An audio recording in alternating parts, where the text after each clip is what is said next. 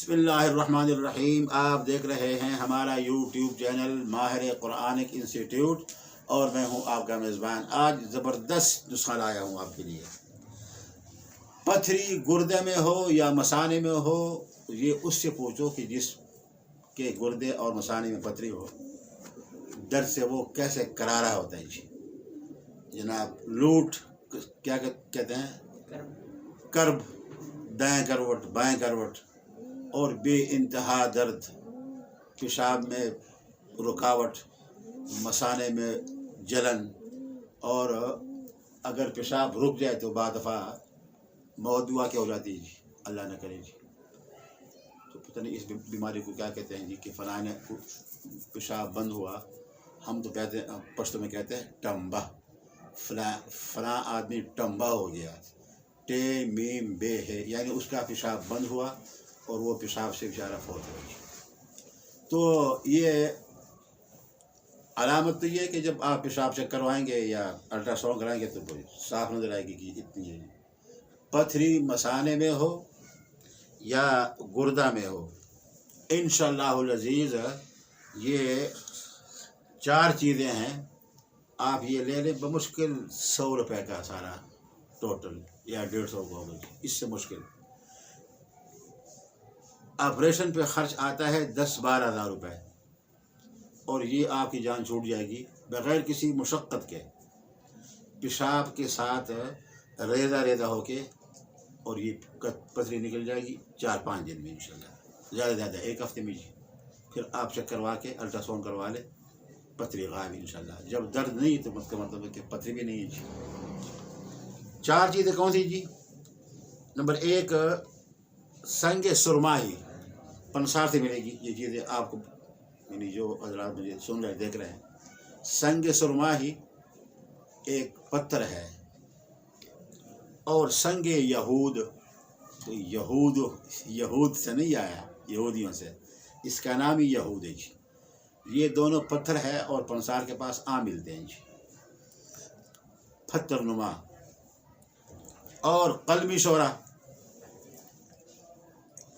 और जोखार, ये आपने लेनी है जी। अगर आप 10 दिन भी खाएँ तो 10 दिन 30 और 10 दिन 30 60 माशे, क्योंकि 2 दफ़ा आपने खानी है।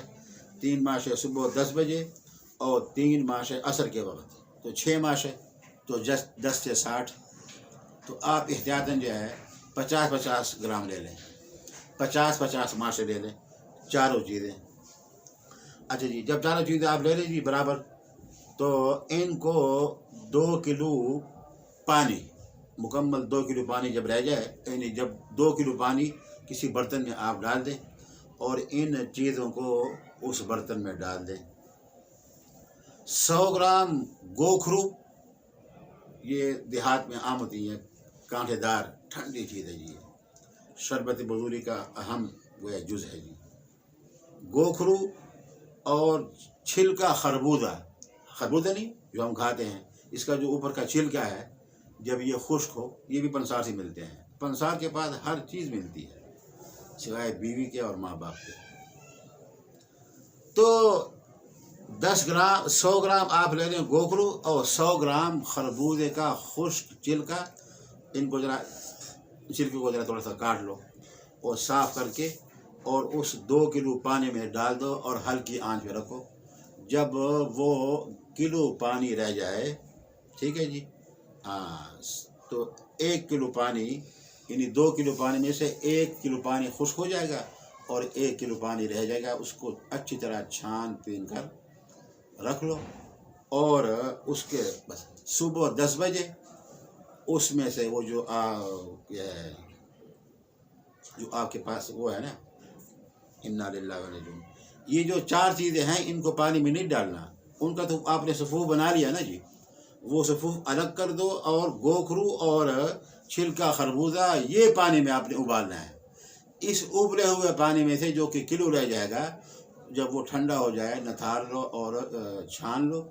अब ये 1 किलो का पानी आपने दिन में इसको ख़त्म करना है 3 माशे अंदाज़ा, यानी 3 चुटकी, ठीक है जी।